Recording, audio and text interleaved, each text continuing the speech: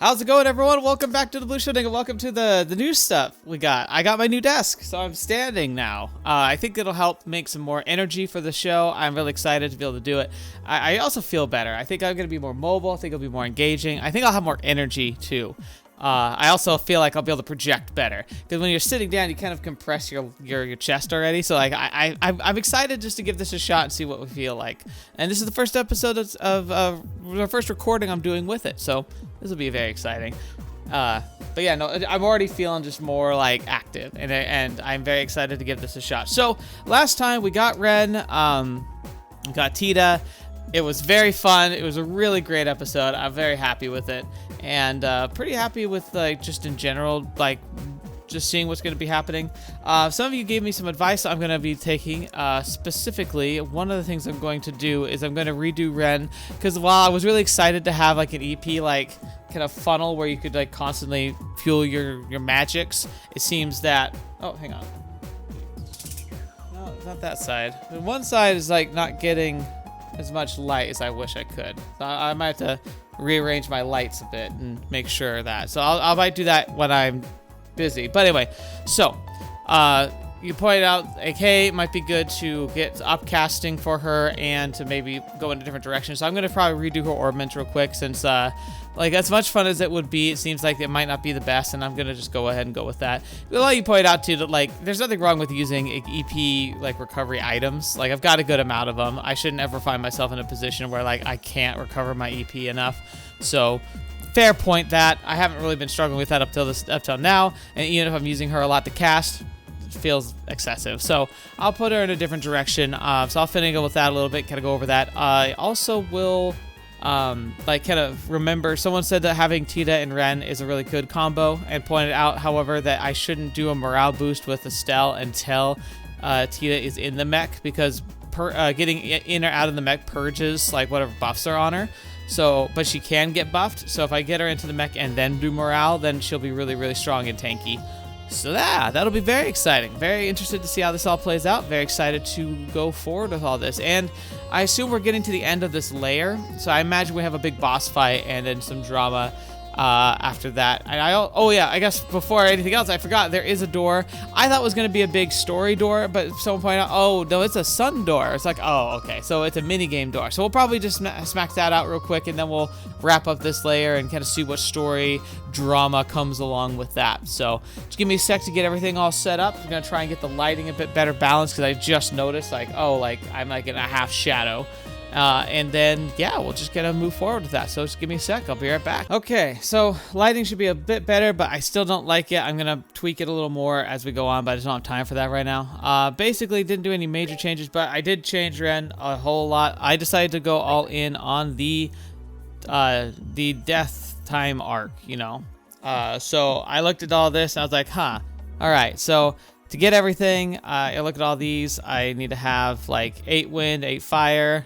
Got that, you can see in the corner, 8 wind, 8 fire, 15 time, 21 time, which I got plenty of, 15 space, and then like I look back and like there's anything else is like, oh yeah, like 12 water and 10 mirage. So 15 mirage, I have 16 water.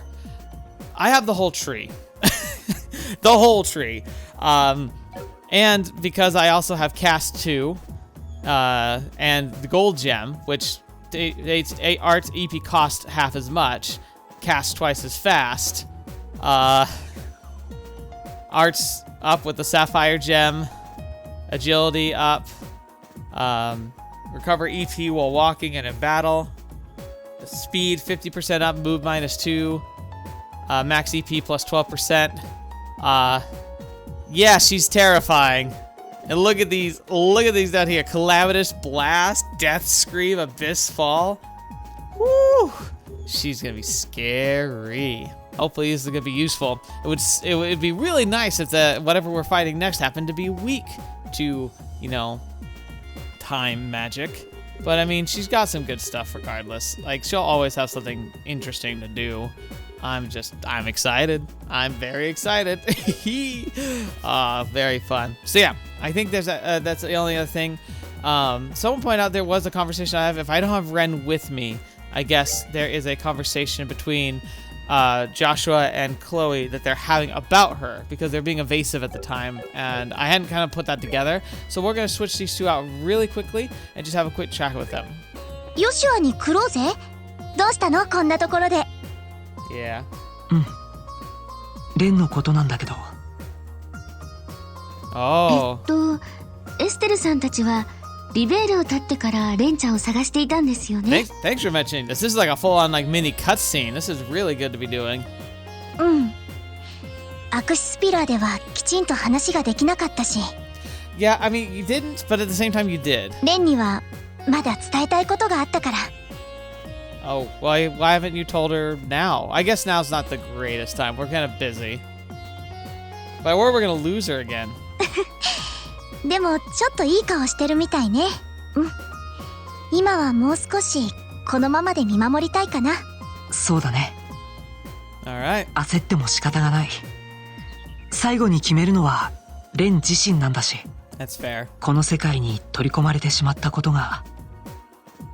I mean, I can't say it not. ここでみんなと会えたことがレンにとっていい影響になればいいんだけど。Right. そうですね。Okay, very cool. Alright, now we're good. Now let's switch them back in. Leave it to Ren. Just gonna have a nice, cool play date with the family, kids, and all that good stuff while we're going fight terrifying demon monsters. I guess I should check the tactics screen real quick and see how we stand up. Because, yeah. Having Ren in the back is probably good. I imagine she's great at physical combat, but I've got her like geared towards casting, so I'll probably keep her in the back. And Tita, I want her in the back initially because until she climbs into her mech, she is pretty squishy, so we'll probably do that. Okay, well, now we're all good with that. Let's go to our sun door, our new one. And we got the card, which was an item that you can actually like have someone carry, but it looks like it's what we need for this door as well. So, alright, before I do this, I guess I'll save, just so you know I don't have to do all that again. 選ぶべきは右か左か。汝らの行く末はカードのみぞ知る。Alright, let's open the door. It is kind of silly that like it says you need a specific item and then like right down the road is that specific item, but whatever. I've never regretted opening these doors. I imagine, like, I've seen hints and rumblings of people who complain about certain things in these games. I've enjoyed everything about them. ここに記憶のかけらと祝福を与えん。Alright, let's see what this is all about, huh?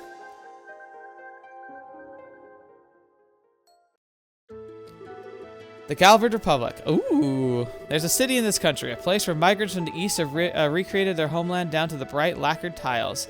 Okay, so migrants have come and kind of rebuilt. It's basically like a Chinatown type of situation, which I think this is where it's supposed to be like, because the Gralsritter Republic isn't meant to be like a super Asian influenced nation, despite the characters we met being very clearly Asian influenced. I think they're trying to paint this idea of saying like it's a metropolitan kind of you know, area where a lot of people from different cultures have ended up, but they have areas that they've recreated to be very like their home. So what makes me want to know migrants from the east, where's this east they come from? I'd love to know more about that country too. Nicknamed the Eastern Quarter, it was home to the people of all kinds from all places. On the northern outskirts of the town was a little rundown bar. Doubtless it had been presentable once, but now its plaster was crumbling and what doors were left barely fit the pitted frames. Of course, such a seedy place attracted the clientele to match. Inside were two gamblers of exceptional skill. One was mere months ago. They had turned the underworld on its head in a match of the century. Wait, is this going to be Gambler Jack and what's her name? The first was Jack, a prolific blue-eyed gambler known as the moniker Victory Jack, who finally able to put his past behind him. Okay, so I keep reading these books, and I was assuming that they're fictional stories, but time and time again, well, I thought they, like, originally I thought they were, like, fictional stories that reflected the world and kind of prepped you for it. It feels like more and more often, they're just historical tales. They're actually true, maybe embellished a bit. That's crazy. And the second was Hala, a petite gambler who remained doggedly by his side despite his best attempts to shake her. Today was yet another ordinary day at the bar. However, the shriek of the door opening announced the arrival of someone who was anything but. Alright, so we gotta actually see these people. Oh, guess kind of. ああって誰だあんたは。カモじゃねえのかカモ。 Oh, wait a minute. Is this gonna be a gambling minigame? Just like in the other two games? 見たところネギは背負ってなさそうだけどな。 If so, I'm in trouble because I was never very good at that. ちょっとみんな何いきなり絡んでるのよ。 Is this Hala? ごめんなさい。びっくりしたでしょ。 Whoever you are, you're wearing the set's like lower like skirt. ああ見えて決して悪い人たちじゃないんだけど。あなたお客さんよね。私が案内してあげるからついてきて。 Okay. でもずいぶん珍しいわ。こんなボロ酒場に、それも真っ昼間から来るなんて。あ、でも誤解しないでね。ここは何も悪い店じゃないんだから。建物はボロボロだし、常連の底もとてもいいとは言えないけど、なんていうのかな。温かみがあって。No. She seems pretty cute, like 一 normal. 品料理とかのお食事メニューもこれがまた結構いい味出してるのよ。あ、足元気をつけて。その床もうすぐ抜けそうなの。 This place has personality. 席に着いたわ。で、注文はどうする？どうやらお酒を飲みに来たってわけでもなさそうだし。そうね。おすすめは顆粒トムヤムクンなんてどう？ Tom Yun Gung. ピリリとした辛みと程よい酸味がいい感じのここの人気ナンバーワンメニューなの。That does sound good. そう、それにするのね。飲み物は水でいい？ It is like she's actually ordering for me though, because I Nankaitta? wouldn't be ordering any alcohol. I'd be like, yeah, I'll take water. ジャック？ Oh. ジャックなら今頃奥のどこかで寝てると思うけど。あなたもしかしてジャックに勝負を挑みに来たの？ I mean, maybe. テーブルについて料理まで注文したから全然気づかなかったけど。そうね。ちょっと聞いてきてあげる。機嫌がいいなら相手をしてくれるかもしれないし。じゃあ少し待っててね。 This feels like a lot of preamble for a gambling 聞いたか game. あそこにいるやつジャックに勝負を挑むって話だぜ。ああ確かにそうみてえだな。また面白いもんが見れるかもしれねえな。どうだか。ジャックが本気になることなんざそうあることじゃねえからな。はい、これが注文の顆粒トムヤムクンよ。熱々のうちに一気に食べきるのがツーってものよ。それでジャックなんだけど、今回はパスしてくれだって。 I mean, that's fair. どうもまだ昨日のお酒が抜けないらしくって、起き上がるのも億劫らしいわ。 Didn't even want to get up. ごめんなさい。わざわざ足を運んでくれたのにね。よし、それじゃあこうしましょうか。Uh-huh. 私と勝負して勝てたらもう一度お願いしに行ってあげる。私が負けたとなればあいつもあなたに興味を持つはずよ。意外？こう見えて私もやるの。 So you ギ are ャンブ Hala. ル。私の名前はハル。伝説のギャンブラーキングの娘。表世間じゃ知られてないけど結構有名よ。ただ Interesting. し手加減はしない。私に負けたらすぐに帰ってもらう。それでもいいならやり。 I guess so. それは OK のサインかしら。じゃあ場所を変えて早速始めましょう。 I'm in so much trouble. ジャンルはカード。ブラックジャックなんてどう？ Okay. Alright. Is that supposed to be Jack there too? Interesting. These two. Alright, so I'm going to check the rules so you know what it is. Your PlayStation Blackjack games against Hala, one-on-one, maximum 7 games will take place. The first player to win 4 games is the victor. Follow commands can be used. Hit, take an additional card. You can take up to 6 additional cards, providing you don't bust. Your total score reaches or exceeds 22. Stand, no additional cards. Your opponent. Okay. Having 7 cards with a combined total of 21 or less results in 7-card hand, which is even stronger than a blackjack. 2 cards with a total of 21 between them. There are no other possible special hands. Is that actually a thing in blackjack proper? I don't think it is. But like if you have 7 cards and it's not 21, like over 21, I mean that does feel like ridiculously unlikely. 準備は大丈夫よね。 I mean, as ready as I'm ever gonna be, Hala. それじゃあ早速始めさせてもらうわよ。 Alright. Alright, so this is not great. So we're already at 15. She's showing a king, which... Why are the cards summing like 2? Oh, it's like hers is 2 cards summon. So it's saying how many cards you have and a total. So a good way to play blackjack if you're not able to count cards. This is just good rules of thumb. Basically, whatever they're showing, you should assume that their face down card is going to be a 10, because 10 is the most likely value. Because out of 52 cards, you have each set. So there's 4 sets. Each set has 10, Jack, Queen, King, which are like, so 4 of those of each set is going to be a 10 card. So, you know, times that by 4, that's 16 out of 52 cards, so it's going to be a 10. So best, like, typically you should assume whatever their face down is a 10 and try and rationalize from there. So I think she's opening up with a hand that's going to be 20. And the thing is, like, it could be even an ace. And if it's an ace that's face down, then she's already won. Though usually if they have an immediate 21, the dealer's supposed to reveal that right away. But again, this is a player versus player rather than player versus dealer, so she doesn't have to. So the trouble here is that I now am in a position where I have to get 6, like, or 5 to stand a chance here. But the chances of that are pretty slim. I'm gonna hit because I feel like I lose no matter if I lose if I stand. Now there's a chance it couldn't be. Like if I were closer, if I had 18 or 19, I might risk standing because there's like if she doesn't have an immediate 20, there's a good chance she'll have to climb up. But climbing up above a 15 is pretty high, so I'm gonna have to hit. All right, I got a 20. So I'm gonna stand here. その引きで本当に大丈夫なの？ I mean, I would be foolish to do it otherwise. まあいいわ。私も引かせてもらうわよ。 There you go, see? ドローね。なかなかやるじゃない。 Alright, now we try again. 次は勝たせてもらうわよ。 Now if you're card counting and you knew they're dealing with one deck, you could try and count and measure yourself. Okay, so now she got 8. I assume she's gonna have an 18. I got a 14. I need to take a hit. Oh, I その引 busted. きで本当に大丈夫なの？まあいいわ。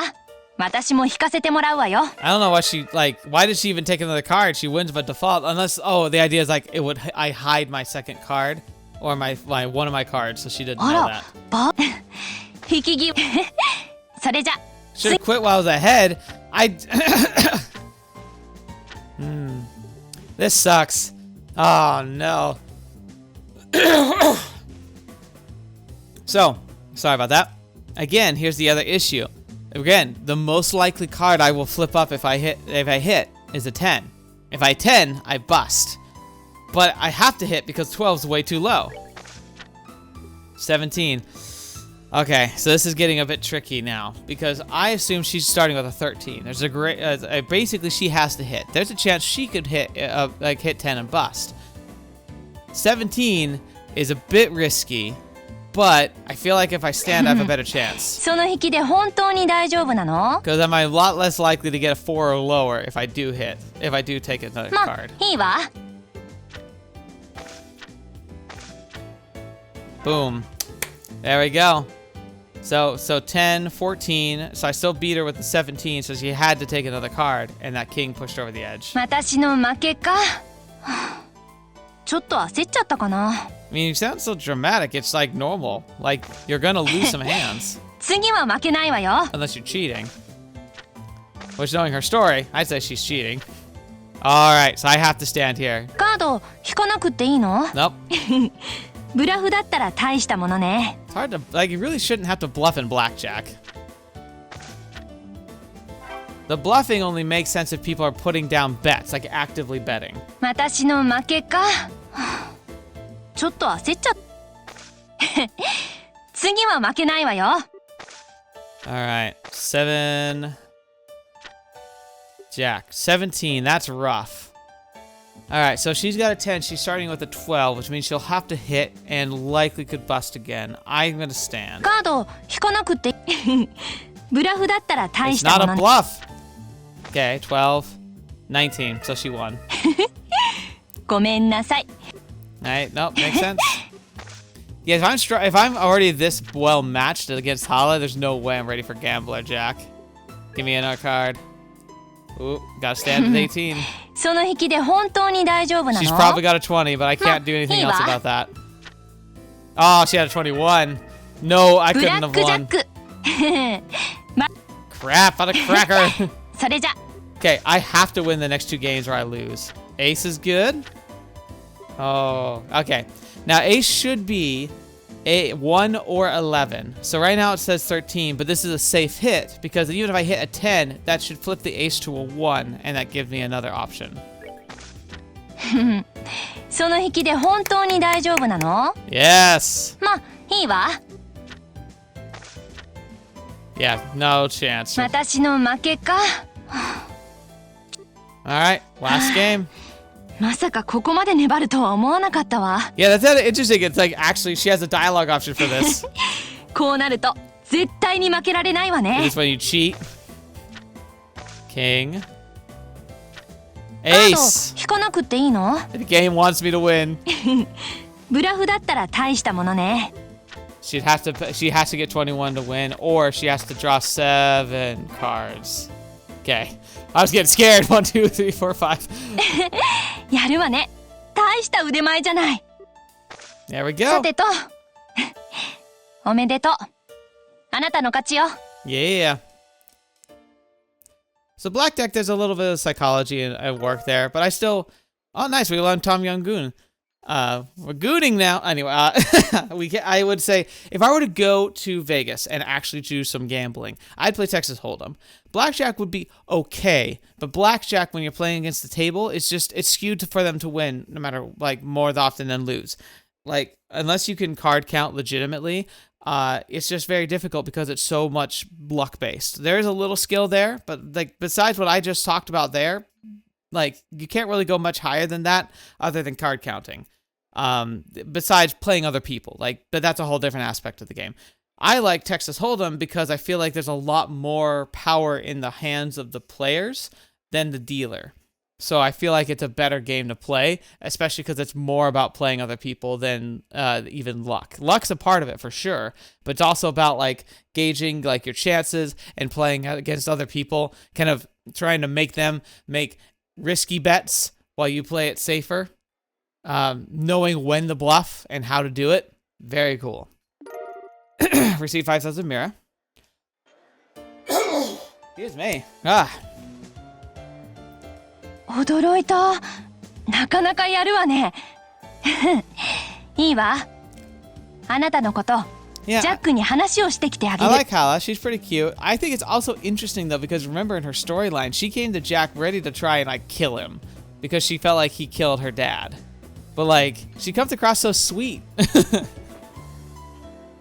なあ、あいつみてえだな。こりゃいよいよ面白いもんが見れるかもしれねえぞ。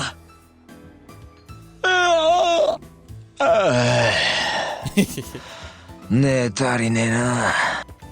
You didn't have to, Jack, but I'm interested. Oh my gosh, look at this stud.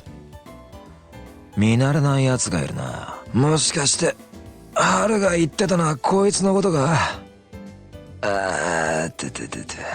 Sorry, dude. 頭がズキズキしやが。ああやっちゃった Oh, it actually gave out. ほれ見ろジャックのやつやっぱりあのボロ床を踏み抜きやがった確かにだがなんだってかギャンブル以外のことに関しては点で運のねえ野郎だよなてか単に鈍いだけか You're like, hey, あ？今言ったなてめえが。 shut up. いつでもやってやるぞこら。はいはいそこまで喧嘩なら外でやってよねこの酒場がこれ以上ボロになったらどう責任取るのそれとジャックその床はちゃんと自分で修理しておくのよ Uh-huh. なんで俺が。キロ。ああったよ。 I do like how like she was glaring at him, but they make it a word like stare. You know, like someone actually would say that out loud. Like you wouldn't, but it's very anime manga thing. But like stare. めんどくせえ。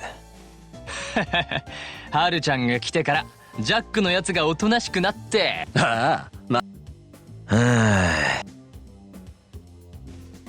待たせてごめんね。約束通りジャックを連れてきたわ。Oh, thank you.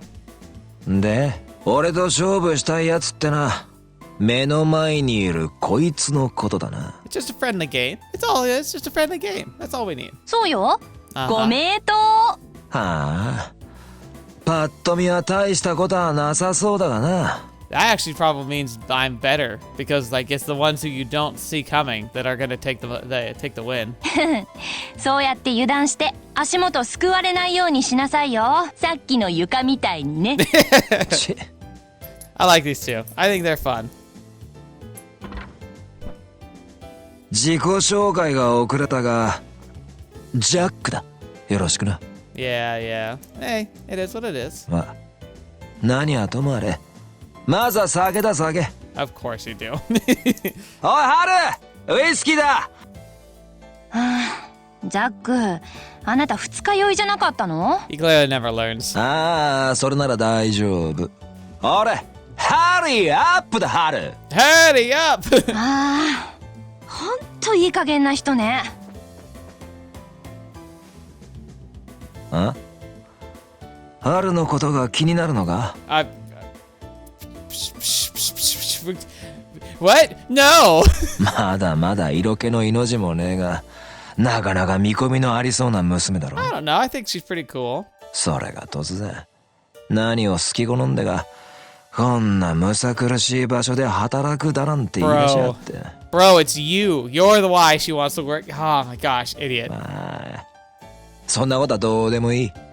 Uh-huh. し Uh-huh. かしあんたも、まったく度胸が座ってるよな。Yeah, yeah. こんなバスへのボロ酒場に一人で乗り込んでくるなんて。 What? Really? Like I'm not gonna get jumped here. なかなかいねえぜ、そういうやつは。That's what Hala did, though. That's 話 literally what 弾んで Hala るみ did. たいね。はい、持ってきたわよ。ああ、ありがとな。んで、仕事に戻らなくていいのか？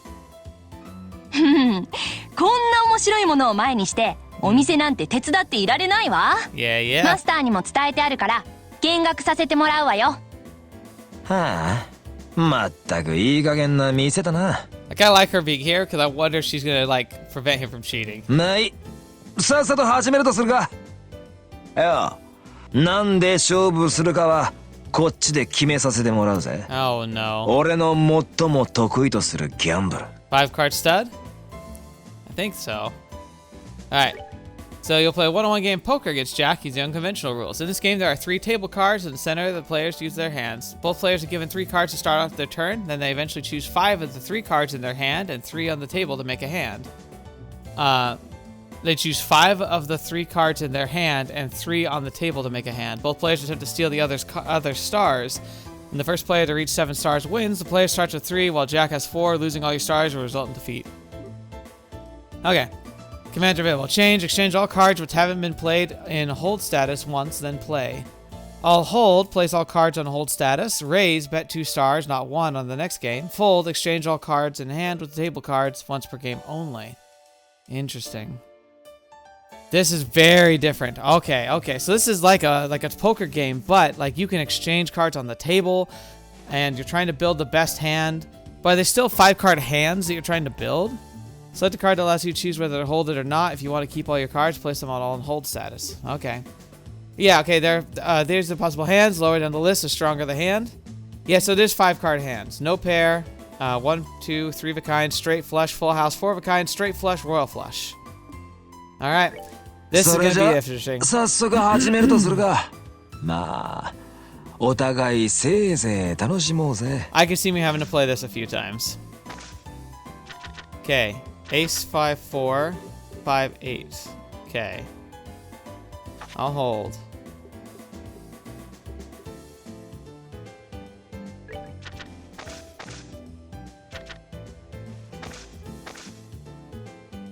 へへ。あんたのカードに期待してるぜ。Choose which card to use. Okay.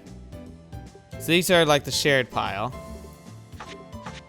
So pair. This is not great hands. Does it discard the cards that I use here? Ah, he has a better pair though. Oh, interesting. So they don't have scaling pairs. Wait a minute. Doesn't he have 2 pairs? He's got 5. Oh, he's using that 5. Okay, that's... God, that's confusing. ま、こうでなくちゃゲームは面白くねえ。 Interesting. So normally in poker, ace pair would be higher than 次 5 こそは pair. But 勝たせてもらうぜ。I guess I shouldn't be too caught up in stuff then. Okay, okay, okay. Oh boy. Okay. I want to keep all of these because I like 3 of a kind is really good. But if I can also, but I guess 3 of a kind is all I need. I was gonna say if I could get a jack, I could have a straight, but I need a jack and an ace, and these cards don't change. So I should change the 1 and see if I can get super lucky and get another king.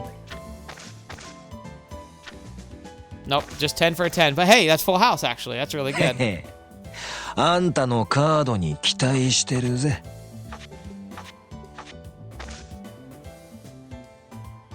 Full house. Yeah, baby. やるな。だがいつも勝てると思うな。All right.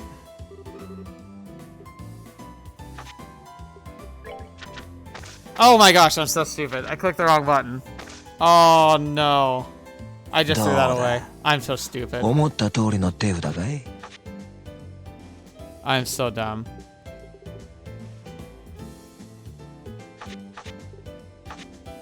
I can't believe it. I can't believe it. Whew. ま、 I'm so stupid. 次こそは勝たせてもらうぜ。 Oh, 2, 3, 4, 5, 6. Ooh, baby. That's a straight.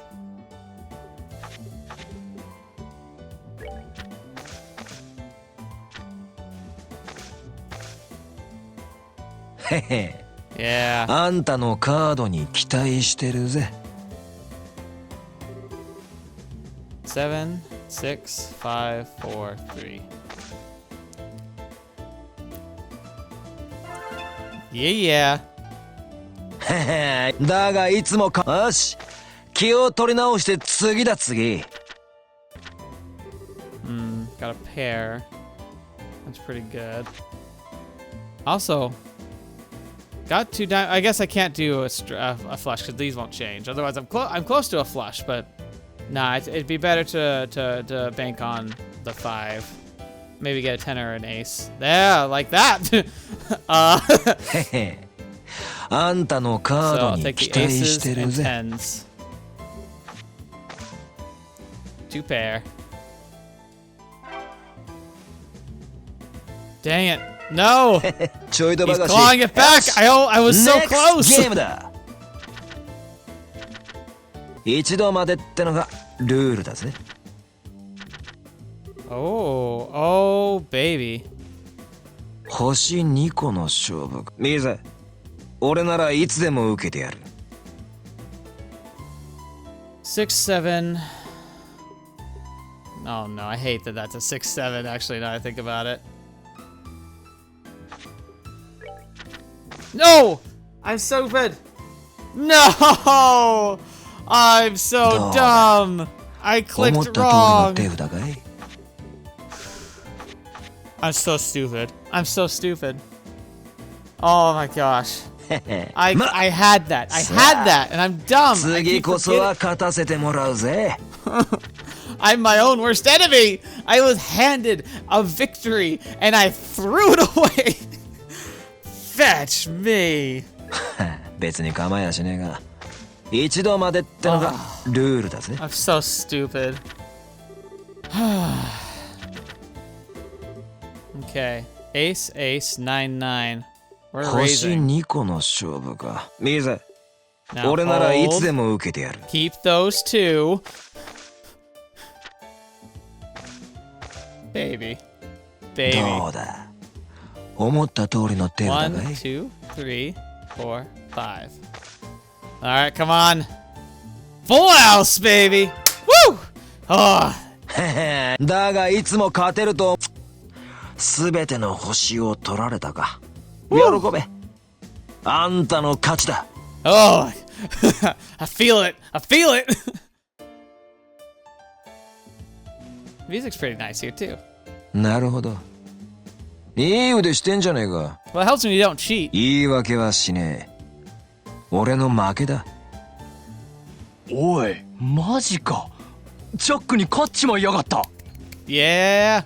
バカジャックが本気じゃねえのは分かってるだろ Yeah, true. まそれは相手さんも同じことかもしれねえけどなそうだなでもとにかくいい勝負だった It got kind of dramatic in there. I don't know how much I kept of that. Probably just my more exciting reactions. But yeah, it got to the point where he was 2 stars away, and then I was able to beat it back. 早くも注目の的ね。まあこれくらいやれれば見せ物としても十分だってこった負けたな悔しいが俺も久しぶりに純粋にギャンブルを楽しめた気がするぜほんと見ていて私もポーカーやりたくなったもの。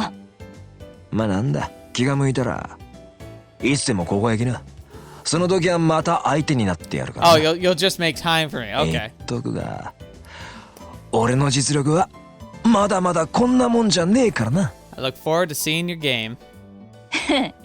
そんなこと言ってやけどするのはジャック？あなたの方なんじゃないの？言いやがるそれはともかく私もジャックと同じ気持ちよ。いつでもここへ来てね。そしてまた勝負しましょう。 Sounds good. Also, by the way, Hala, not only have you seemingly dropped several pixels in the last scene change, like this art had to be pulled back from an archive or something, but I think our game was closer than the game I had with him. She beat me. She was much closer to beating me. いいか必ずだぜ勝ち逃げは許さねえからな All right, that's そう fair. 今日はもう帰るのね。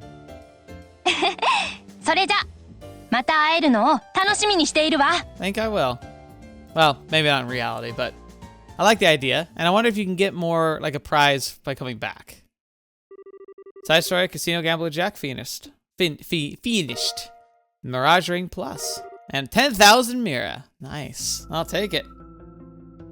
All right. So we know the Mirage Ring Plus is probably just a souped-up Mirage Ring, but we'll check it out. Mirage Ring Plus. So Petrify for Mirage Ring, and then this one prevents Petrify, but also gives defense and arts defense up, and agility plus 10, which is pretty solid. I think we just move straight forward. I think this is just the barrier that was here, and now it's not. Okay. Are we ready? I don't know. Let's see what happens. All right, Ren, let's see what you got.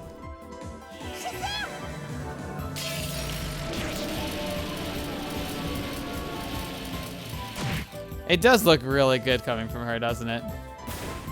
And she was gonna have a turn right away after. Did you just say I'm an exterminator? She's terrifying.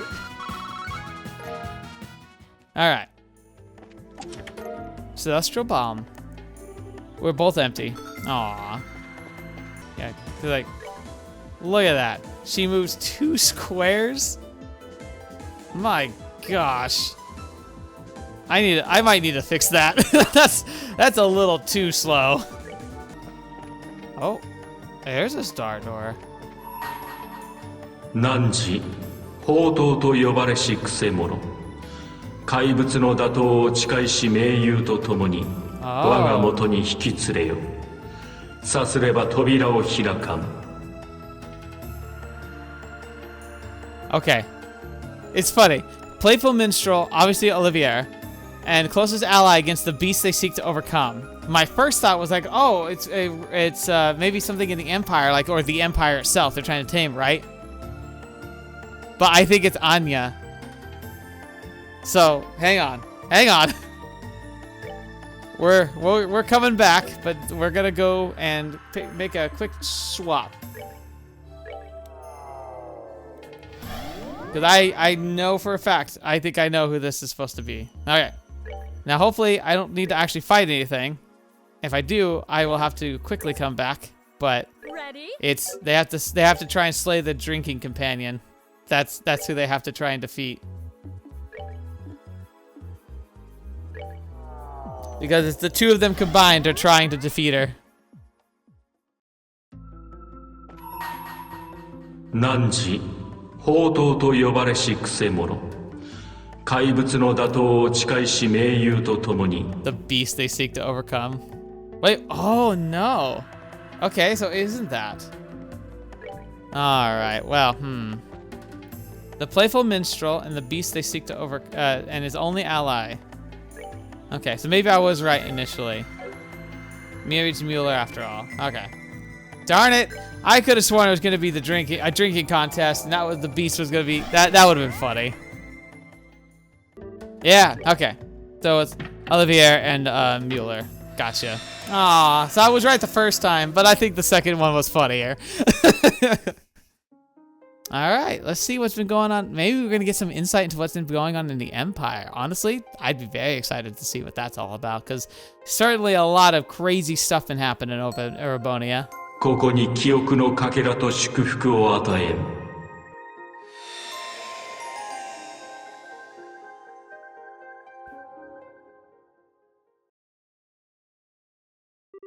1 month after the collapse of the Liberl arc. The banquet to celebrate the crisis's successful resolution was over, with Estelle and her friends having largely left the capital to go elsewhere. One of them, however, Prince Olivert, Reign's Honor, sat rather uncomfortably in the ambassador's office in Gransel's Erebonian embassy, to his work in the country not quite settled. Poor man. まさか君があなた様がオリバルト王子殿下であらせられたとは。That is a bit awkward. Like, yeah, you weren't very nice. 初出の私の顔ごとき覚えてなくても無理はないさ。めったに宮廷に顔も出さなければ社交界に出るわけでもない。Interesting. 少なくとも出世の役には全く立ちそうにないからね。お戯れを。そう恐縮することはない。それどころか大使には大いに感謝したいくらいさ。少しは帝国人らしくしたまえだの。遊びほうけてないで帰国して働けだの。いろいろと忠告してくださったからね。You're just making the poor man sweat. それはその。I do feel bad for the ambassador. 王子、そのくらいで。大使殿はあくまで常識的な対応をなさっただけでしょう。He's like, frankly, I feel like he didn't say enough. むしろ隠していた我々の方こそ責められても仕方ありますまい。ミュラー君。確かにここらで勘弁してあげようか。実際この一月余りあなたは本当によくやってくれた。It's true. I think I imagined that in the last month he was able to help smooth things over rather well. 本国との綿密な連絡、在留帝国人の安否の確認、国際定期船の運航再開への協力。Yeah, it sounds like he's been doing a good job. その他多岐にわたる案件をよくぞこなしてくれた。Good job, man. 本当にご苦労だったね。Very cool. もったいないお言葉。殿下こそ危険極まる視察。本当にお疲れ様でございました。どうやらこたびの一件は本国でも相当な騒ぎになっていた様子。Fair. 今では危機が去ったことが伝わり、皆安堵に包まれているとか。それもこれも全て殿下のご英断の賜物でしょう。今さらおだてる必要はないさ。私はただ自分ができることをやっただけに過ぎない。しかも自分の力ではなく周りの状況を利用する形でね。That's true. こう言ってはなんだが、質実剛健な帝国人気質からはかけ離れているかもしれないな。失礼を承知で申し上げれば確かにそうかもしれませんな。ですが今回の件に関してはそうした殿下の柔軟な発想が良き結果をもたらしたのでしょう。これからの帝国にはまさに殿下のような方が必要になるのかもしれませんな。Yeah. 最小閣下のやり方とはまた別にして。大使。ほう。てっきりあなたは鉄血宰相殿の支持者かと思っていたのだが。It is interesting too, he's willing to like share this, because even if he doesn't agree, like he's basically talking to a prince, but he might recognize that the prince doesn't support the chancellor, so maybe he's trying to get inside Olivier's good graces. やはり貴族たる身にとって最小閣下の改革路線は反対かね。貴族とは言ってもしがない男爵位でしかありません。オズボーン閣下の改革路線も基本的には支持しておりますよ。Interesting. ですが私もいささかリベールに毒されすぎているようですな。たまに閣下の剛腕ぶりが怖くなることがあるのです。Yeah, and I wonder how privy he is to the whole like attempted like swoop in and annexation that tried to happen. 一体どこにエレボニアという古き帝国を連れて行こうとしているのかと。Yeah. なるほどね。殿下。いや、最後にこのような有意義な話ができてよかった。今後も諸国の平和のため尽力してもらえるとありがたい。できればカルバードと協力してね。これは一本取られましたな。Yeah, it's like while Liberl is kind of like seen as a prize, it really is the tension's really between Erebonia and the Calvert Republic, right? Like if I'm picking up what they're saying here and what I've seen in other times, it's like they almost see Liberl and Crossbell as game pieces. Like they're not like they probably really want Liberl as the golden prize because of the central factory, like all the orbital technology and the airships. They got some good resources. I think Crossbell is pretty small, so it's probably not as big of a prize, but also feels like it should be objectively easier to just claim. But they're interfering with each other about those things. 確かに不戦条約以来、クロスベル問題は具体的な進展を見せ始めているようです。The Crossbell problem, huh? 提唱したのがリベールである以上、自分の役割は想像以上に大きい。つまり、そういうことですな。どうやら無用な心配だったようだね。これで心置きなく帝都に戻れるというものだ。Good, good. どうかお任せください。私も今後の殿下のご活躍。Okay. So, Olivier's playing with the politics again, and he probably hates it. リベール恐るべしだね。まさか帝国貴族からあのような言葉が聞けるとは。ああ。もう少し顔面な御人と思ったのだがな。Obstinate was basically his like derivative, like foundational adjective. But I like the game how it tends to do that. Like it'll give you these impressions of characters and then kind of subvert it as they like grow and change, even if they're side characters. I mean, think about the queen's nephew. He went from being like one of the most like obnoxious, like terrible people to being a somewhat respectable leader who recognized his own faults, didn't make excuses anymore, and started actually like rising to the occasion. And I feel like the ambassador, he was always like obstinate, but like now he's been humbled and he's willing to learn and grow. 確かにこの国の空気には人を変える力があるようだ。そういう君こそ柔らかい表情をすることが多くなったじゃないか。Oh, you think so? 少なからず影響を受けてしまったようだね。いささか不本意ではあるがな。そういうお前の方はもう少しこの国の品位と節度を見習ってほしかったのだが。Never in a million years. まったく柔らかいところだけを際限なく伸ばしよって。Oh, you gotta know though that's by choice. He specifically doesn't want to be an exemplary, like noble. He doesn't want that. それが僕の唯一とも言える武器だからね。あの鉄血宰相に少しでも対抗できるだけの。段取りに変化は？今のところ全て順調だ。Okay. 最小閣下は3日前、東部諸州の視察旅行に出発した。Oh, interesting. What are you gonna do? それと入れ違いに、お前は明日、アルセイユで帝都に帰還する。Interesting that he's going to be taking the Araceli. I wonder if they pulled a favor there to make that happen because the Araceli is so fast. 各方面への根回しも万全の状態だ。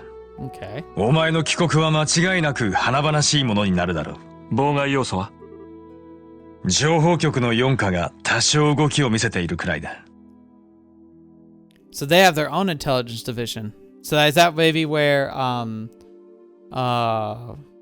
Richard, the colonel, he got his inspiration to make his own intelligence division was because the Erebonians had it, and he was like, we need a countermeasure to that. アルセイユが絡んでいる以上、慎重になっているのかもしれんが、それ以上に、宝刀王子の取るに足らないパフォーマンスごときと、侮られている可能性が高いな。Again, he's using his tools of being known as being like flippant and ridiculous. He's using it, he can use it to his greater effect. ま、実際そうだしね。だが、たとえ見せ物でも、ここから始めるしか道はない。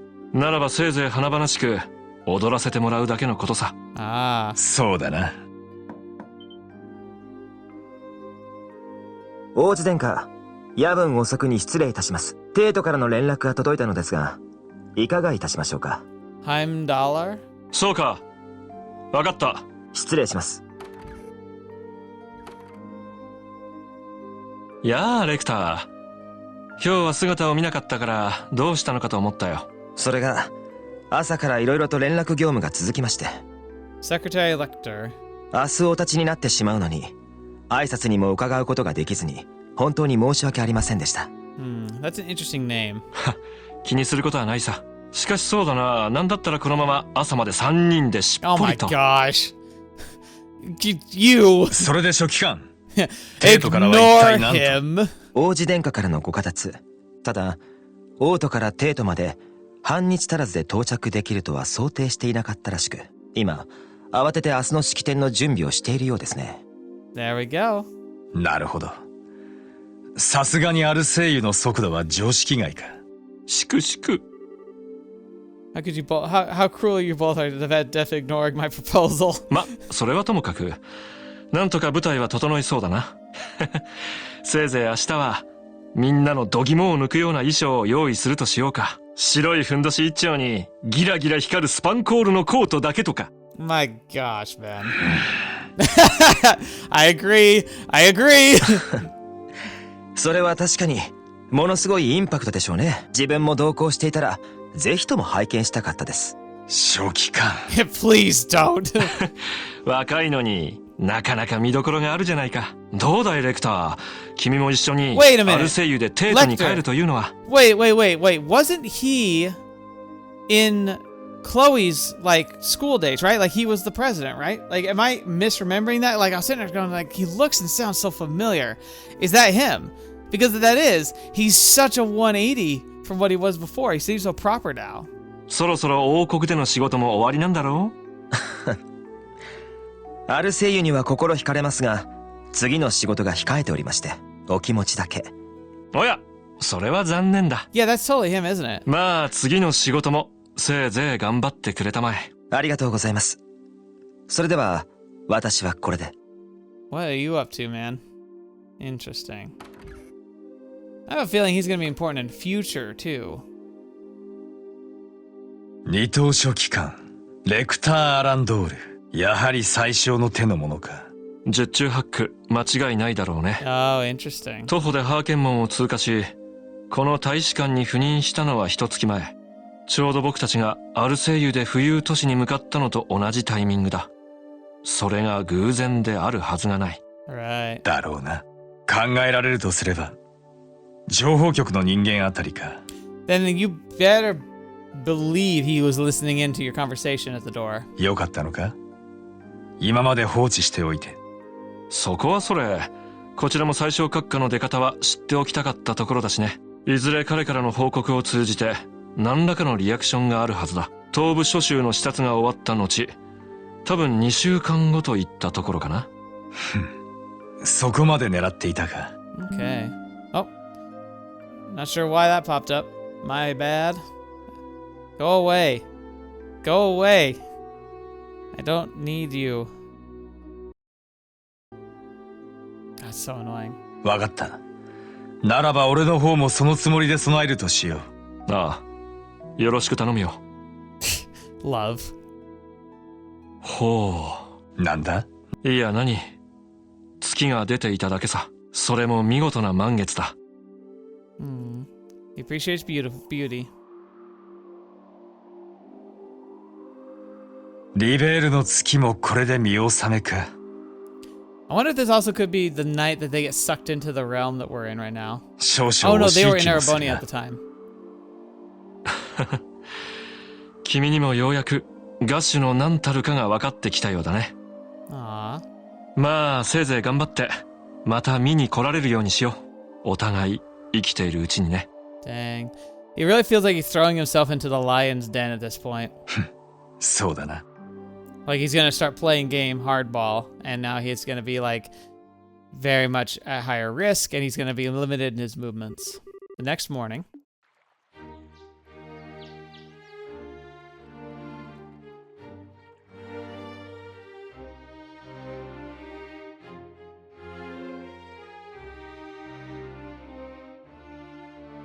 女王陛下、王太女殿下、今まで本当にお世話になりました。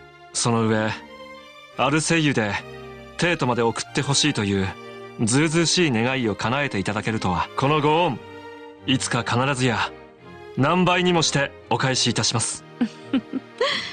とんでもありません。殿下のような国賓をアルセイユでお送りするのは至極当然のことでありましょう。Yeah, but still, it's nice of you. こちらこそ殿下にはいろいろとお世話になってしまいましたね。また機会があったらぜひリベールにいらしてください。Aww. その頃にはエステルさんたちも戻ってきているでしょうし、みんなで盛大に歓迎させていただきますから。楽しみにさせていただこう。そういえばエステル君たちもそろそろリベールを立った頃かな。いや、今頃ロレントで旅立ちの支度をしている頃でしょう。自分もその時には休暇をいただいて。なるほど。ハーメル跡は封鎖されているが、私の方で責任を持って入れるよう取り計らっておこう。Okay. Oh, is that maybe a reference to the end of the second game when they were there to pay respects to his sister? 二人によろしく伝えてほしい。承知しました。王子殿下、感謝いたします。何？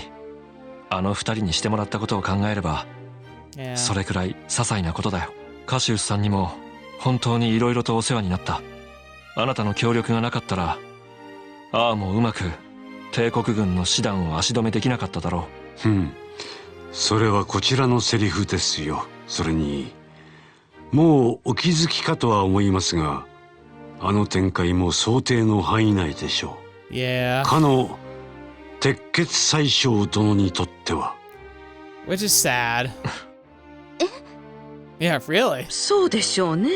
実際あの状況でリベールを制圧するメリットは、それも効率が悪いとされる蒸気戦車などを開発してまで唯一あるとすれば、動力停止現象中も帝国軍が行動できるということを諸外国に知らしめること。So it's kind of a win-win situation. He could have even temporarily held on to Liberl, looted it, and like left, and maybe even be seen as the benevolent person by being like, you know what, misunderstanding, you have your lands back. We'll just keep what we took. But in return, he also saying like it's set up as a win-win situation where even with it falling to pieces like it did, he still gets this benefit. And that's a real good power play. Like the best power plays you can make are the ones that you win or have a victory of some regard, no matter what. Now a lot of that can be got down to perspective, but I think it mostly comes down to organization and being able to, kind of see a situation and adapt to it. But again, none of it could have even been done if certain key people, including the Chancellor, weren't being told or given information by Ouroboros, whether like openly or secretly. So that's still very concerning. おそらくそれが真の狙いのはず。Yeah, I agree. その通り、動力停止現象というものは諸外国にとっては未知の現象です。今後同じことが他の場所で起きるかもしれないし、二度と起きないかもしれない。I mean, I'd say for sure it probably will, because Professor Russell got to the point where he knew enough about the like the dark orbs that were sucking away like orbment energy to be able to make a counter to them. I imagine he could also recreate them at this point. And if he can, others will probably figure it out someday too. I feel like it's going to become a new tactical thing. Like heck, I'd even say it'd be interesting to have like a pocket or grenade version one where you make a core of like anti-orbital fighters, right? So you have people run around with like a backpack or like a device where it just shuts down local orbments in the area. Train them to fight in darkness, use gas and like other obscuring abilities to kind of like limit visibility. Train themselves on how to fight in such conditions, and then shut down people's ability to access those orbits, like their personal powers and magics. If you can take them out of that element, kind of remove them from stuff that they're familiar with, put them in a situation where they're uncomfortable or are in a disadvantage, and then you have people who are trained to fight them purely with physical might, that could be terrifyingly effective. 実際、製造された蒸気戦車は少数だったそうです。ラインフォルト社の工房で通常の動力戦車の部品を流用して組み上げられたとか。つまりそのノウハウは現状では帝国にしか存在しない。そしてこの不透明な状況で蒸気を使った効率の悪い兵器など導入できる余裕はどの国にもない。結果的に帝国軍の潜在的な G 抑止能力はさらに高まることになる。まさに戦争を外交の道具としてコントロールしているわけだね。そんな事情があったなんて。Yeah, you're pretty new to this though, Chloe. やはり私はまだまだ至りませんね。No, you're doing pretty good. この場合はかの宰相殿が尋常ではないと言うべきだろう。その発想はよしあしは別にして時代の一歩も二歩も先を行っている。そんな厄介な相手に挑戦状を叩きつけてしまうとは。殿下。まったく何を一言のように。No, I get it. I totally get it. 今はご自分の足場を固めることに専念すべきでしょう。ですがどうかお気をつけて、ご自分の立ち位置だけは決して見失われないでください。わかりました。これで無様を晒すことになればわざわざアルセイユで帝都まで送っていただく甲斐がないというもの。今のお言葉肝に銘じておきます。失礼します。Uh-oh. Okay. ヒルダさん。助官長、あなたがそのように取り乱すのは。失礼しました。今しがたグランセル城に突然のご来客がございまして、それがあまりに異例だったのでお話中失礼かとは思ったのですが、陛下たちのお耳に入れようかと。異例の来客。そろそろ私はおいとました方が良さそうだ。いえ、その方は陛下だけでなく王子殿下にもご挨拶したいとおっしゃっておりまして。Maybe like Ouroboros or something? 何? Or what if it's the Chancellor? What if it's literally the Chancellor himself? He like saw all this like far enough ahead. He's like here. He's like, "Hi, I had a feeling I'd find you here." ヒルダ夫人、その客人の名前は？はい、エレボニア帝国最初。Oh my gosh, it is! ギリアス・オズボーンと名乗っていらっしゃいます。Oh, what a freaking play! Oh, he's terrifying. I love that. Oh my gosh, look at his hair. Oh, and look who's right on his arm. Dude. He has... That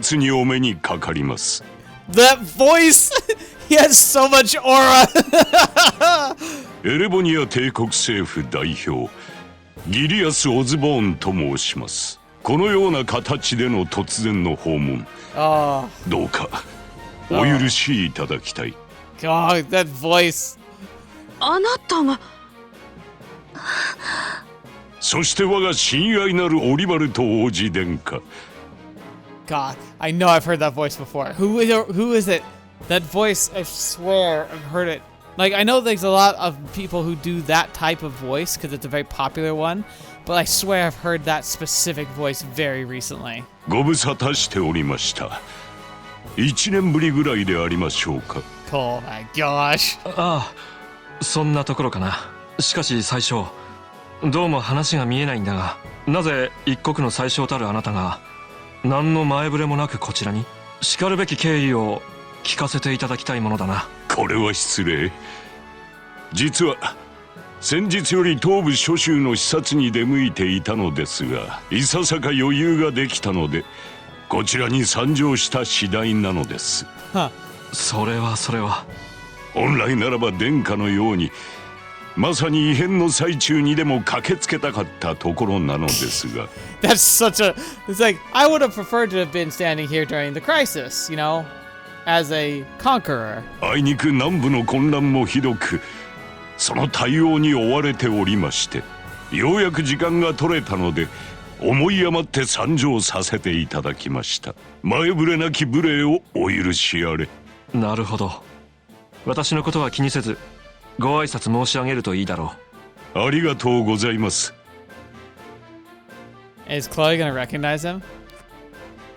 改めまして、アリシア女王陛下並びにクローディア王太女殿下におかれましては、この度の異変、帰国にとっては大変な試練であったことでしょう。心からのお悔やみと異変が無事収束したことのお祝いをここに述べさせていただきます。丁寧なご挨拶痛み入ります。こちらこそ異変が帰国の南部にまで影響を及ぼしたこと、かねてより遺憾に思っておりました。なのにわざわざ最小閣下にご足労をおかけしてしまうとは。どうか心よりの感謝とお詫びをお受け取りください。何の聞けば異変の陰には得体の知れん組織がうごめいていたとか。そうとも知らず、ただ帰国の力になりたい一心で軍を動かしたのはあまりに愚かで軽率でありました。Because those forces announce themselves as aid. さすがに皇帝陛下からもお叱りの言葉を受けたくらいです。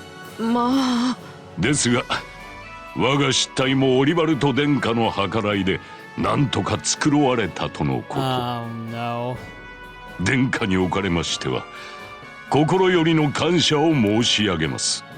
それと異変収束の見届け役、誠にお疲れ様でありました。何、大したことはやっていないさ。それに陛下や殿下、そしてこちらのカシウス准将にもいろいろと助けていただいたからね。Yeah, Cassius, right? The most terrifying man in the world. ほう。お初にお目にかかるリベール王国軍准将カシウス・ブライトと申します。You probably shouldn't stir up any trouble here. 気候の孔明は我が帝国にも響き渡っている。こうしてお目にかかれて光栄だ。Kodomina Kire. Does he voice Kodomina Kire in the Fate series animes? He might. こちらこそ名高きオズボーン閣下にお目にかかれて光栄に存じます。Because he sounds a lot like Kodomina Kire. しかしよもやこれほどまでに大胆な行動力がおありだとは。どうやら閣下への評価を改める必要がありそうですな。何、こちらも異変に際しての王国軍の対応には驚嘆させられた。いかなる事態にも対応しうる銃にして豪を体現した組織運用。図体ばかり大きい我が軍には望むべくもない理想の形と言えよ。Okay. We also have a smaller nation though, so like. はは、ご謙遜を。Yeah, he's doing double speech where he's giving compliments that, oh yeah, you guys were able to adapt and really show like your adaptability. Our massive armies could never be that adaptable. You know, emphasis on the massive part. かの名高き帝国軍情報局は閣下自らの肝入りであるとか。その方面での立て直しが急務な我が軍にとっては羨ましい限りです。That feels like an embarrassment I wouldn't want to bring up in front of a powerful member of the foreign nation. お互いないものねだりというわけか。いやはやそのようですな。ところで最初、この後どうするつもりかな。あいにく私は今日をもってリベールをいとまするつもりなのだが。ええ、存じ上げております。何でも名高きアルセイユにて帝都に凱旋なさるのだとか。さすがに耳が早い。I mean, we know why he's already aware. 私もご一緒させていただければとお願いしたいところなのですが、あいにくこの後他の予定が入っておりましてね。殿下とは別に私も午後にはリベールを立たなくてはなりません。まあ今宵の晩餐にはぜひとも招待させていただくつもりだったのですがどうかお気遣いなく。ぶしつけなる来訪者には過ぎた今日というものでしょう。ですが船が来るまでいささか時間がある様子。よろしかったら殿下、しばしお時間をいただけませんか。個人的にいろいろとお話ししたいことがありますゆえ。Right. Yeah. You recognize him, huh? そうだな。私もあなたと個人的に話がしたいと思っていたところでね。それは偶然ですな。Oh boy. よろしければ部屋を用意させましょう、助館長。かしこまりました。Oh, spicy. God, Erebodius sounds like such a fun place. No, like it sounds terrible, but it sounds like a great place for stories. Because holy crap, is this intense?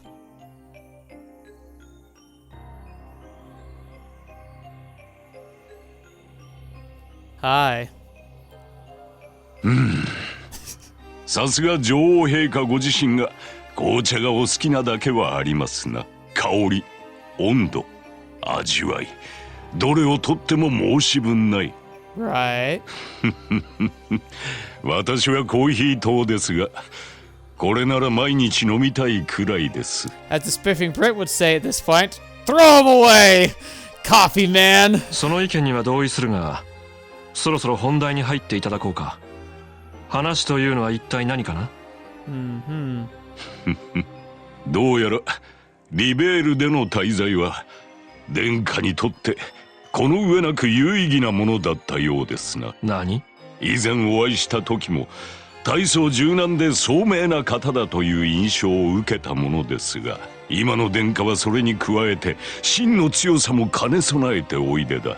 So the facade dropped a bit. さぞ陛下もお喜びになるでしょう。ああ。そういうあなたこそ相変わらずの豪胆ぶりだね。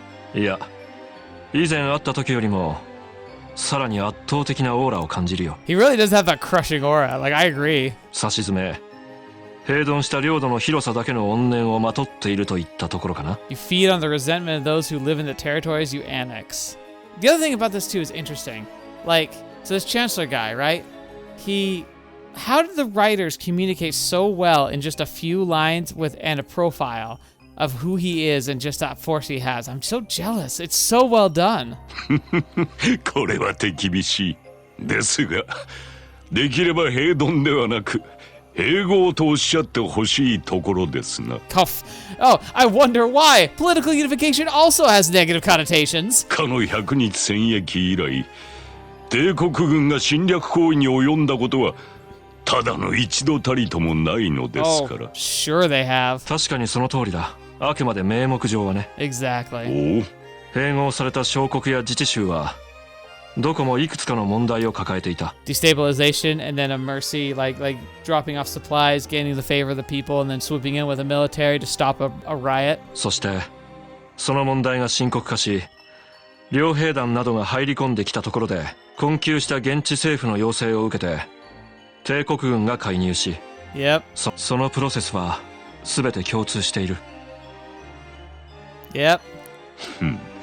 確かにそのような共通性があるのは確かですな。Yeah, almost as if it's orchestrated. It's not even that subtle. ですがそれも激動の時代が生み出した必然でありましょう。Oh my gosh. 帝国軍はあくまで帝国のため、周辺地域の安定を実現するべくしかるべき対応をしてるだけですよ。それは非常に結構なことだ。だがそれにしては情報局の人間が周辺地域に赴きすぎているのは気になるな。Odd that they go over there just before things get really bad. しかも抱えていた問題が深刻化するよりも以前からだ。It is interesting, isn't it? そのような情報をどの筋から入手されたのかはあえて問いますまい。すべては危機管理の思想によるもの。Sure. Risk management, as in managing the risk levels and making sure they go higher. だからこそ我が軍はこれまでいくつもの有事を収めることができたのです。周辺地域の遠さとテロという危険と引き換えにね。Increased risk of terrorism. 正直、あなたがこうして単身リベールを訪れたというのがいささか信じられない気分さ。Interesting. 今のエレボニアにおいておそらく一番テロの対象として狙われている人間だろうからね。恐れ入ります。ですがどうかご心配なく。優秀なスタッフのおかげでテロへの対策は万全でしてね。Right. 優秀なスタッフ。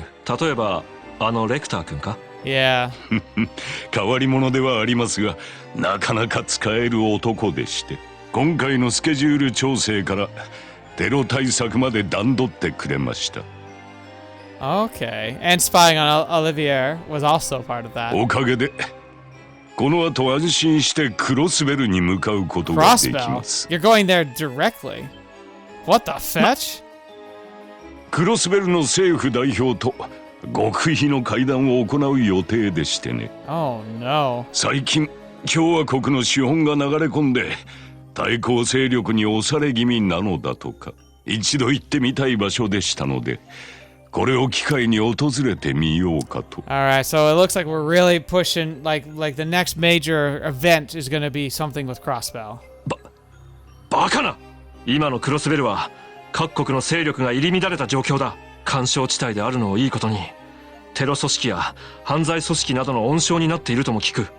That's part of the plan, though, isn't it? そんな場所に非公式とはいえ、帝国宰相が乗り込むだと？Oh, you know what, though? Because, could easily make it so they could justify themselves taking over Crossbell if there was an assassination attempt by one of, an unknown party, and it doesn't happen to kill him, but it could justify a military response. それを言うなら殿下、あなたとて同じことでしょう。Holy crap, this dude. かの浮遊都市に乗り込み、視察という大任を果たされて地上に戻られた。それと比べればたかがクロスベル訪問ごとき子供の使いと同じこと。Yeah. 今本国で殿下はちょっとした英雄扱いですよ。その殿下が白き翼と名高いアルセイユで帝都に凱旋する。インペリアルクロニクルをはじめとする各方面への連絡も抜かりはない。That's what's going on. He's being outplayed. Olivier had a plan to go back to the capital while the Chancellor was away. He's going to start his game. The Chancellor's figured all this out. He's purposely going to bog him down so he can do whatever he's up to in Crossbell without Olivier interfering. Oh, he's been played. まさに殿下が見込まれた通り、華々しいご帰還となるでしょうね。fetch. Crap. どうかこの機会を最大限に生かして、ご自分の足場を固めるがよろしい。It's do what you're gonna do. Make yourself a stage. Make yourself a presentation. I'll be doing what I need to do whilst you're busy. 殿下、私はあなたに大いに期待しているのですよ。Oh my gosh, this guy. He's something else. And then this is gonna be Chloe meeting up with him. Oh, it's... Oh yeah, he was able to talk to Sieg. Don't make... Sieg better not become an accidental spy for you. よ、久しぶり。変わってないね。Aww.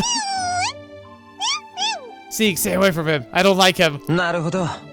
いろいろとあったみたいだな。ま、主人ともども元気そうで何よりだぜ。Aww. 先輩。Hi. It's been a while. I'm glad I recognized him before I had to spell it out for me. これはクローディア殿下。ご機嫌うるわしゅう。勝手かとは思ったのですが、見学させていただいておりました。いや、それにしても本当に素晴らしい眺めですね。先輩、どういうことなんですか？ Yeah.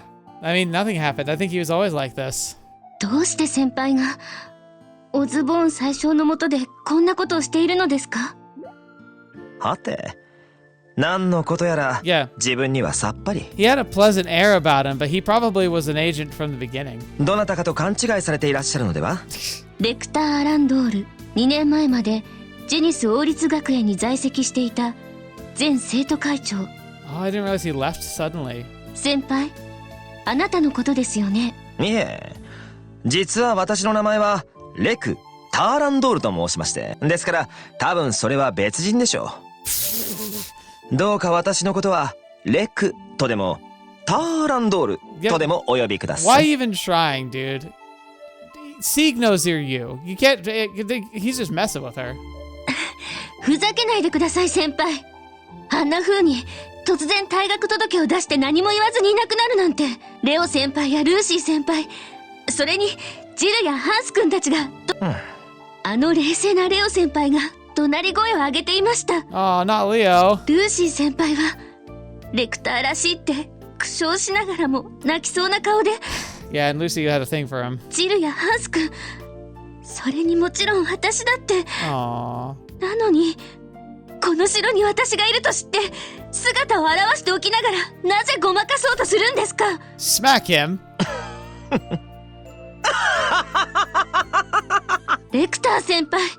悪い悪い、そう怖い顔するなって。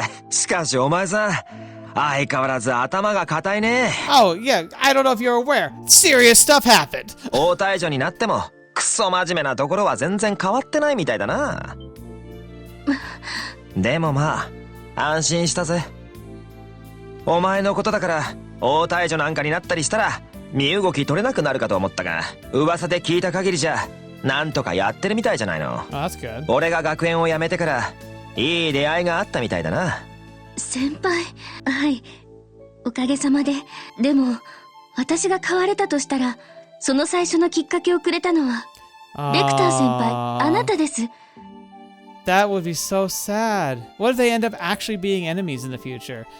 Like, it was kind of implied with Olivier being, like, from the Empire that he might have been an enemy, but he, like, obviously wasn't. But what if in the future game, it actually comes to, like, an actual fight between Chloe and Lecter? Like, that'd be so sad. あんな風に突然いなくなるから、満足にお礼も言えませんでしたけど、私はずっと先輩に感謝していました。ほう、そりゃ光栄だ。俺にキスでもしてくれるか？ No. しません。Yeah. 尊敬はしてますけど、恋愛感情はありませんので。Boom. First of all, good. Second of all, man, how many times have I been told that? Actually, it's probably not a ton, but more than twice. そりゃ残念。後輩がこんな綺麗になって少しドキドキしてたんだが。Oh, shut up. どうやら俺の一人相撲だったみたいだな。Romance is sweet smooches. また心にもないことを。Yeah, that's also true. I also agree. Like, very clearly, he's just saying stuff. 先輩の方こそ信じられないくらいきちんとした格好をなさっていますね。He's very good at acting prim and proper and being dutiful when he needs to be. いつもヨレヨレの制服をだらしなく着ていた先輩が。I imagine that was on purpose, though. バカ者。あれはファッションだ。あの適度にルーズでファジーな着こなしは厳密な計算による演出でだな。Honestly, he's probably right. 今となってはその言葉も真実に思えます。Exactly. And I agree, it is kind of scary. 学園生活を思うがまま謳歌し、あちこち楽しくかき回しながらも、先輩は賢者のように理知的でした。その理由の一端が今日、ようやく垣間見えた気がします。You know who he works for and what he's doing. 改めてお聞きしますが、先輩、どうしてオズボーン宰相のもとへ？ You know, he's probably not going to tell you the truth. 学園を退学してから、一体何があったのですか？ I imagine he got called in. He was told, hey, time to get out of there. I need you back. 期待している。それは全く予想外の言葉だな。私はてっきり、あなたがわざわざ釘を刺しに来たと思ったのだが。まさかどうしてそのようなことを私と殿下はそもそも同じ立場にあるというのに。 Like, why do you want an opponent? 何？殿下、あなたはエレボニアという古い帝国を憎んでいるはずだ。He's gonna be doing this all. It's rotten to the core. You want change, don't you? Just like I do. あまたの貴族によって支配され、具にもつかない飲酒としがらみにがんじがらめになった古い体制を。I see. そうではありませんか。鉄血宰相などと大行に呼ばれているようですが、帝国における私の立場はまだまだ決定的ではありません。帝都での支持者は多いとはいえ、未だ諸侯の影響が強い地方での支持までは集めきれていない。Yeah, but you have the army. That can mean a lot. 帝国軍への影響力は認めますが、それでも7割程度。Only 70%. Basically, though, I feel like he's hedging his bets. I wonder if he's also preparing for a civil war. Because that could be the way for him to gain power and enact a change he wants to see. And he's got enough of the army. It's got to at least be in his mind. 残りは諸侯の支配下にあり、それに彼らの施設軍が加わったら、立場は完全に逆転するでしょう。I'd forgotten about private armies. But they're likely pretty, like, posh and not very skilled. 私も未だ帝国における主導権をめぐって戦いの最中にあるのですよ。だからこそ鉄道網を全土に敷き、帝国全土に風穴を開け、Railways. 領土を拡張することで新たなる発言権を得るか。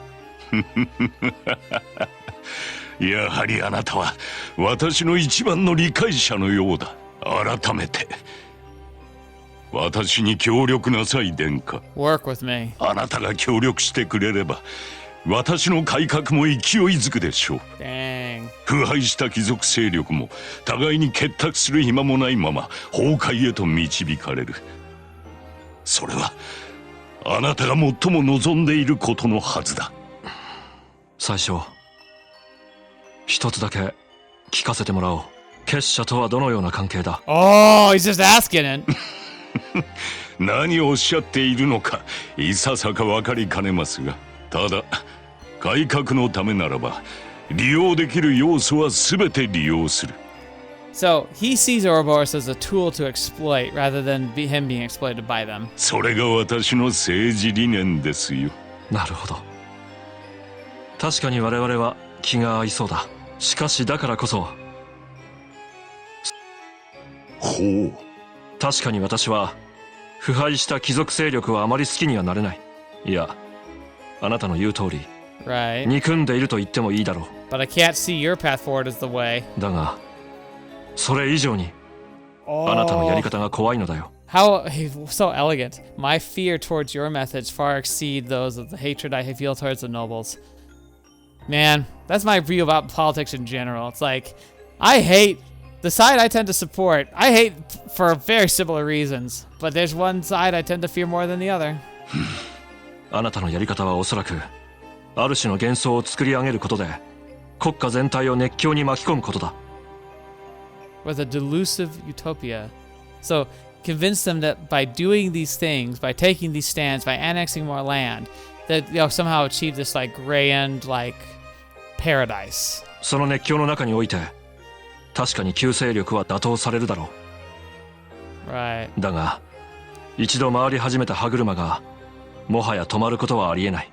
There will be no satisfying a rousted populace with a thirst for revolution. すべてを巻き込みながら、際限なく成長を続けていくだろう。So he's worried if he channels a civil war, it's going to get far bigger. Because, like, I imagine the Chancellor imagines it would be a rather quick coup where he'd go in, secure the emperor, secure, like, majority of the military, and then declare victory in, like, a week. But Oliver's saying, I think it's just going to turn into this giant firestorm of basically a true civil war. 最初、あなたはそれが分かっているのか？ He might be willing to go for it anyway. もちろんですとも。まさにそれこそが私の改革の第一段階なのですから。 He doesn't want the quick coup. He wants a full-scale war. He genuinely wants that. その先は殿下。あなたが私に協力する気になったらお教えするといたしましょう。 This guy is really scary. Like, he's blatantly saying to his face, yeah, I don't mind a full-scale civil war where thousands will die if it means I get what I want. まずは納得のゆくまでご自分の足場を固めるがよろしい。 He's like, yeah, strengthen your empire, strengthen yourself in the empire that I will soon crumble to ash. It doesn't really matter to me what you do politically anymore. もっともそのためにはあなたが嫌っている貴族勢力すらも手なずける必要があるでしょうがね。何もかもお見通しということか。正午の鐘、そろそろ船が到着しますか。 The bell tolls. それでは殿下、私めはこれで失礼いたします。2週間後また帝都でお会いしましょう。 Dang. He's so sinister. Openly wanting civil war. That's insane. That's so crazy.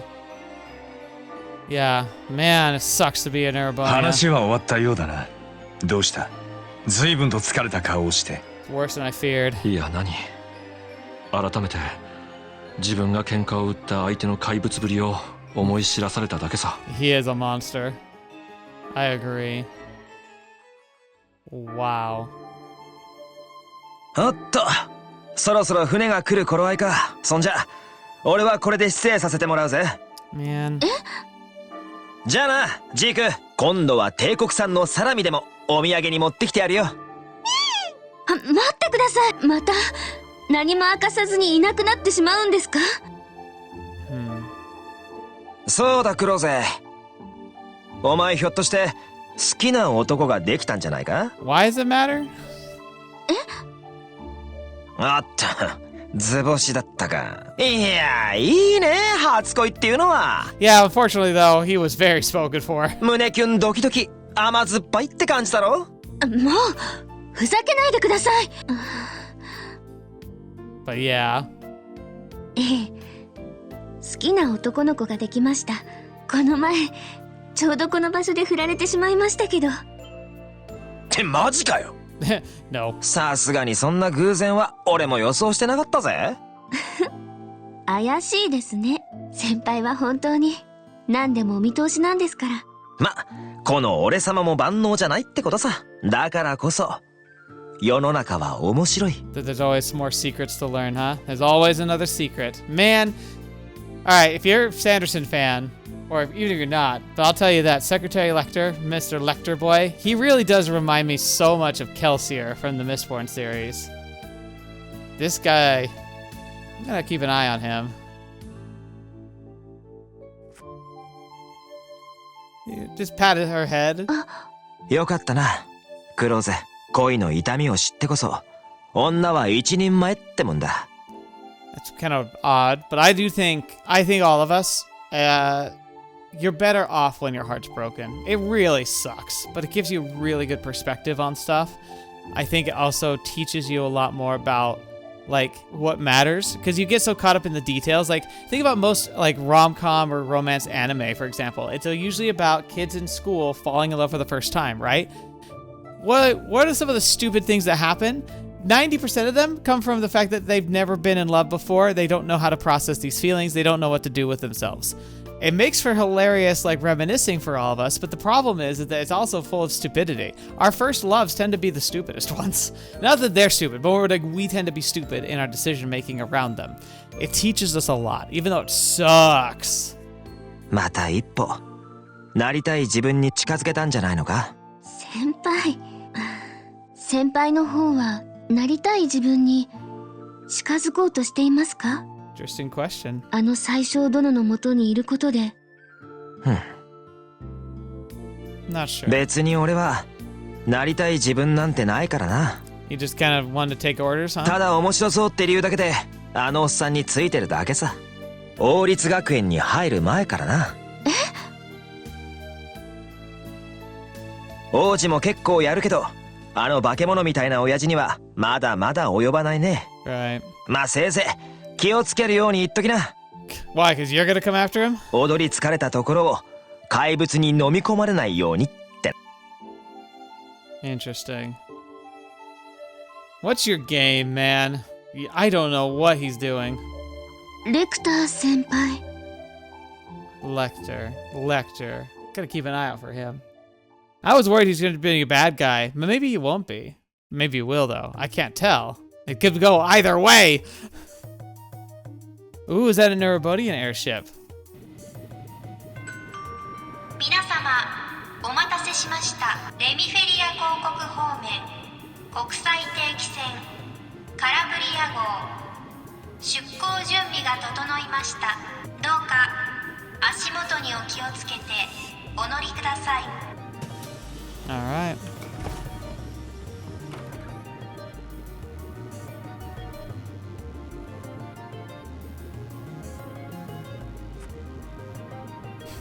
Bow to the Araceli before you're leaving, huh? He is a monster.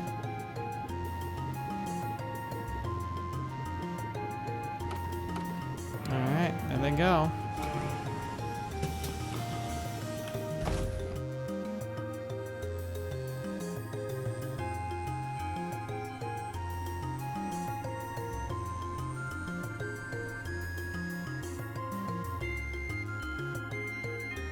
Well, あれが鉄血宰相ギリアス・オズボーン殿ですか。 certainly isn't going to be the last to see of him. 専用艇くらい持ってるでしょうに。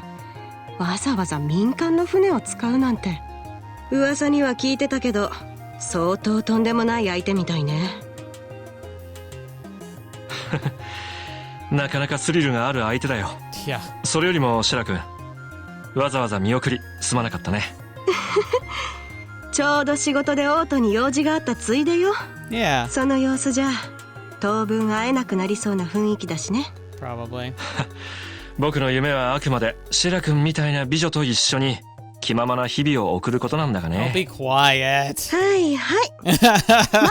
早くそんな身分になれるよ。Yeah. そういえば、あの最初のそばにいた若いのは何者なの？妙に隙のない足運びだったけど。ほう。わかるかシェラザード。それはもうここしばらく格上の相手ばかりとやり合っていましたから。Yeah. レクター・アランドール、帝国政府から出向していた書記官さ。どうやら今回の最初の訪問は全て彼が段取りを行ったようだね。Yeah, I basically outplayed you. 何者かは知らないが相当優秀な参謀役なのだろオリバルト殿下、実は私。あら。それは本当かい？はい。Claudia explained that Lecter once attended the same academy as her and had served as the student council president. She also mentioned about his sudden disappearance after the academy festival 2 years ago. なんと。もしやそれは鉄血宰相に連なる者が僕よりも前にリベールを訪れていた。つまりそれは最初独自の情報網がすでにリベールに構築されていた可能性を示唆している。Yeah, in fact, he might have also been part of what helped Ouroboros get established, what helped inspire the intelligence division, and probably has a lot of members from the Erebonian side of things that were integrated into the intelligence division, not just Ouroboros' side. その可能性は高そうですな。情報部のクーデターから今回の輝く輪の異変まで、その一部始終を把握されていてもおかしくはないでしょう。ほんととんでもないわね。先ほど先輩から殿下への伝言を受けたまわりました。Yeah. 踊り疲れたところを怪物に飲み込まれないよう気をつけろだそうです。やれやれ、痛いところをついてくるね。なんだか別の快感に目覚めてしまいそうだよ。だがやられっぱなしは正直あまり趣味じゃないかな。Yeah. ユリア大尉、出港したら一つお願いがあるんだが。Oh, wonder what you're gonna do.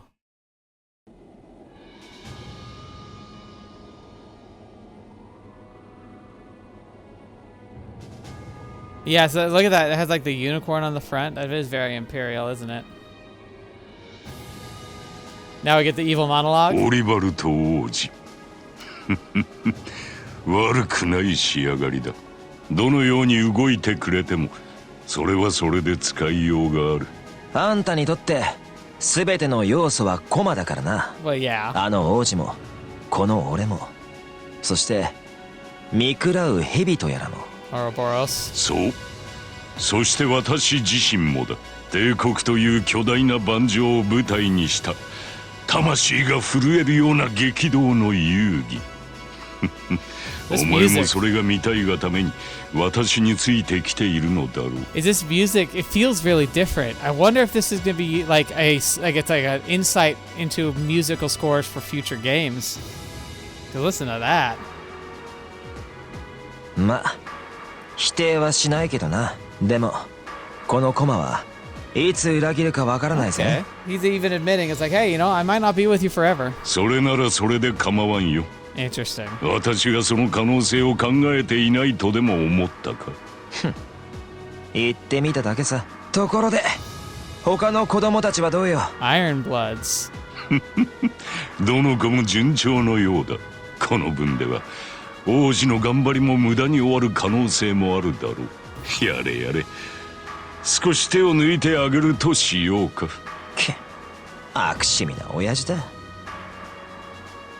なあ、最小学科あんまり侮らない方がいいかもしれないぜ。Yeah. 何 There she is. What was this? It's just gonna be a power up. Let's just be like, hi, bye.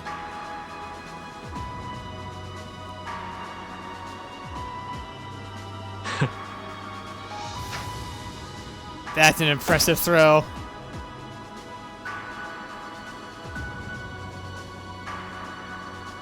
これはバラの花みたいだな。皆様、右舷に現れましたのはご存知リベール王家の高速巡洋艦アルセイユでございます。 She's saying this with such little passion. 本日エレボニア帝国のオリバルト王子殿下をお乗せして Oliver, put your gun down. デートに向かうそうですが You look like you're attempting assassination. その王子殿下から乗客の皆様に向けてメッセージを賜っております。 What is that? 今日この日に出会えた幸運を空の女神に感謝する。 Okay. あなた方の旅に美しきバラと女神の祝福を。そしてくれぐれも気をつけて故郷にお戻りになってほしい。 The context you could try and read in there would be, I'm glad we met, now that I know the truth, and be careful on your way home. Something could happen to you. Wouldn't want that. Bye-bye. All right, there she goes. Dang, she's fast.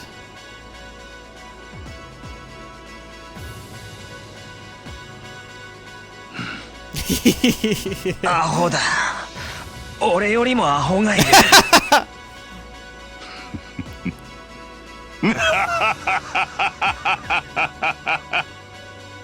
いいだろう、宝刀王子。この鉄血宰相にどこまで食い下がれるか。せいぜいお手並みを拝見させてもらうとしようぜ。Interesting. Guy's such a good laugh.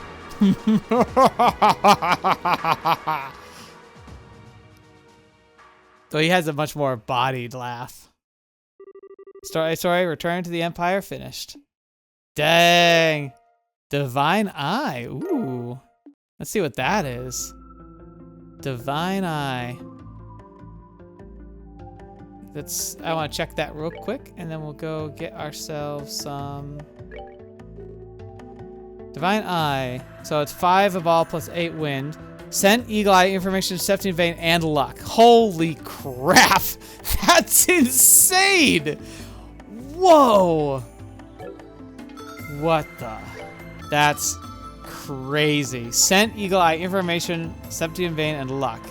The only thing we would need to make sure we have is Haze, but Yin Yang has Haze on it. So yeah, no, that's fantastic. That's such a cool ornament. That's a beautiful one. Okay. Well, I think that's where we're going to end things for today. Thank you so much for joining me. That was a pleasure. So I'll go back at the start of the next episode. We'll get Ren and Tita back on the team, and we'll finish out the rest of this floor. But that was incredible. Ooh, I imagine that we just saw a lot of like ground being prepared for the future. Because I know at least some of the games in the future take place or revolve around politics in Erebonia. Not sure how soon I'll be to those, but like I imagine that that's just a lot of foresight into like what that's going to be like. So yeah. I'm very excited, and that was I liked it a lot. I like that door was in particular very delicious because it feels like it was giving me a good amount of information about like other countries, which I'm really curious to learn more about now. So that was really cool to see. But yeah, so it means that we didn't make a whole lot of progress. We basically did 2 doors today, but hey, it is what it is. Thank you so much for joining me. I hope you don't mind. I hope this kind of new, kind of more mobile of me. I feel like in the long terms, it's not going to be a bigger deal, but I feel like for me, it's going to help me be more energized and be more dynamic. I think it'll sound better, look better, and especially if I get something back here, like a shelf or something to like put collectibles on or whatever, something more interesting to look at than just like the wall. I think that'll be nice too. But, you know, all in good time. We'll figure that out later. But thank you so much for being here today. Thank you so much for joining me on the channel. It's a pleasure having you here. I had a great time with this episode, and hopefully you did as well. I look forward to seeing what happens next week. Now, there's a chance we might have a delay. I have to go out of town for the next week. I'm planning to try and record in advance and have stuff come out. But if anything's going to fall by the wayside because I run out of time, it's going to be this series. So hopefully that doesn't happen. But if we do miss it, I'll make sure to post about it and let you know, hey, we're skipping a week. But everything else should be all set and ready. So I'm excited. And it's for good reasons. Good stuff happening. So I'm very excited about that. Thank you so much for being here today. Hope you have a great rest of your day. And until next video you're watching me, see me next. I'll see you there.